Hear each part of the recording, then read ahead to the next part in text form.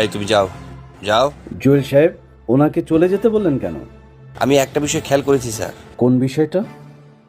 Sir, প্রতিদিন office ছুটির পরে এই মেয়েটি ব্যাগ ভর্তি করে কি যেন চুরি করে নিয়ে যায়। আমি স্যার নিজের চোখে দেখেছি। আমার মনে হচ্ছে স্যার বড় ধরনের একটা ক্ষতি করে ফেলবে স্যার। স্যার, এর একটা কঠিন বিচার করতে হবে স্যার। আমার মনে হয় এই চোরকে হাতে নাতে ধরে বিচার করে তারপর আমাদের অফিস থেকে বের করে দেওয়া উচিত স্যার। ঠিক আছে, আপনারা যান, আপনারা কাজ করেন, আমি বিষয়টা দেখব। ঠিক আছে স্যার। জরিনা, জুয়েল সাহেবের অভিযোগের ভিত্তিতে তুমি অনেক বড় অপরাধী, কিন্তু আমার বিচারে তোমাকে আমি পুরস্কৃত করব।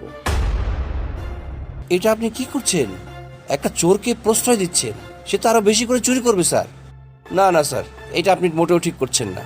এটা আমাদের অফিসের জন্য ক্ষতি স্যার।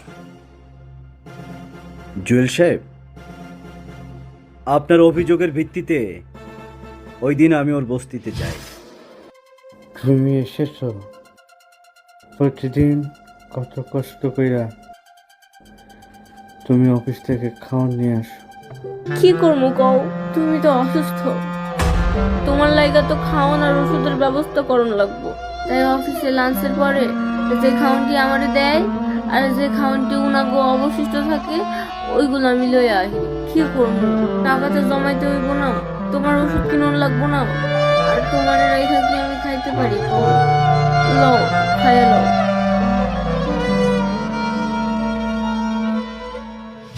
আমার প্রতিষ্ঠানের সবাইকে আমি একই সম্মানের সহিত দেখি। হয়তো যোগ্যতার ভিত্তিতে আপনারা বড় বড় পোস্টে আছেন, কিন্তু সে একটা ক্লিনারের পোস্ট হোল্ড করে। সে কিন্তু সততার সাথে কাজগুলো করে, আর এটা তো কোনো অসৎ কাজ না। আর আজকে সে ক্লিন করে বলে আমরা কিন্তু এত পরিচ্ছন্নভাবে অফিস করতে পারি।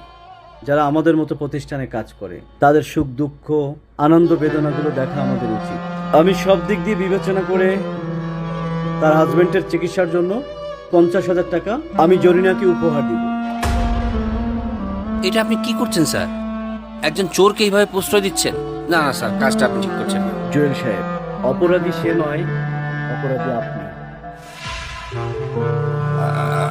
আমি কি বলছেন স্যার? দেখতে চান? দেখেন, আপনারা সবাই দেখেন।